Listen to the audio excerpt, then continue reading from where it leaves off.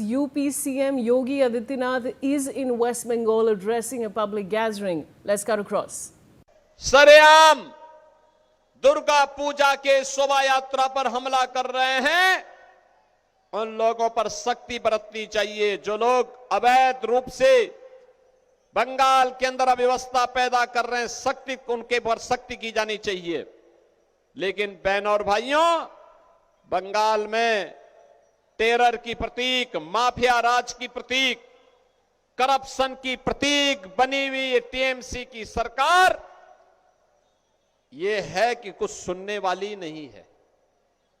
इनकी गुंडागर्दी को आपने परसों देखा होगा, कैसे ये लोग लोकतंत्र पर विश्वास नहीं करते, कैसे गुंडागर्दी दिखा रहे थे। भारतीय जनता पार्टी के नेता और नेता सदन विधानसभा के नेता सदन के रूप में यहां के जुझारू नेता श्री शुभेंदु अधिकारी पर किस तरीके से टीएमसी के गुंडे हमला कर रहे थे। लेकिन हम कहना चाहते हैं कि 4 मई को जब रिजल्ट आएगा, टीएमसी के गुंडों को कहीं छुपने की जगह नहीं मिलने वाली है। कहीं उनको छुपने की जगह नहीं मिलने वाली है। यह अराजकता स्वीकार नहीं करेगा बंगाल। बंगाल के माथे पर जो कलंक पहले लूटपाट का कांग्रेस ने लगाया था, कम्युनिस्टों ने लगाया था, टीएमसी लगातार लगा रही है, उससे मुक्त होने का समय आ गया है। बहनों और भाइयों, बंगाल की अपनी गौरवशाली गाथा है। कभी भारत की अर्थव्यवस्था में बंगाल का योगदान सर्वाधिक हुआ करता था, सर्वाधिक होता था। उद्योग धंधे थे, खेती किसानी थी, मत्स्य पालन अच्छा था, लोगों में खुशहाली थी, नौजवान रोजगार पाता था, किसान उन्नत था, बेटी और बहन सुरक्षित हुआ करती थी। लेकिन लगातार बंगाल के अंदर ये सब कम होता गया।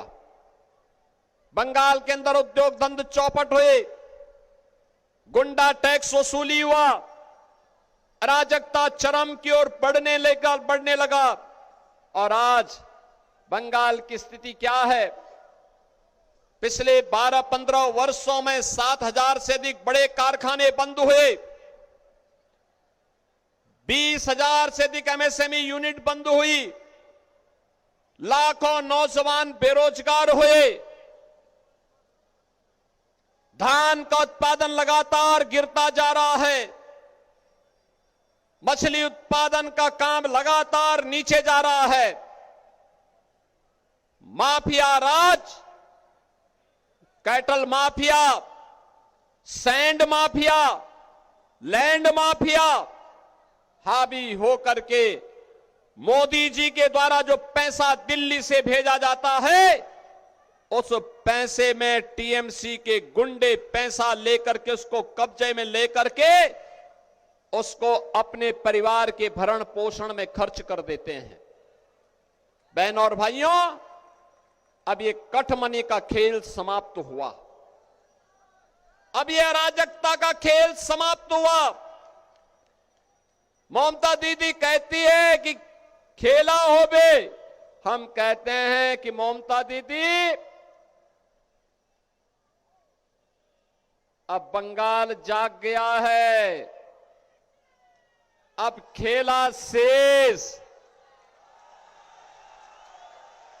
उन्नयन शुरू, खेला शेष।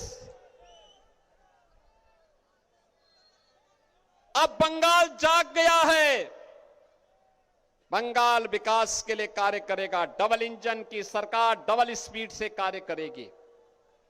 बहनों और भाइयों, जो स्थिति आज बंगाल की है, कमोबेश यही स्थिति उत्तर प्रदेश की 2017 के पहले थी।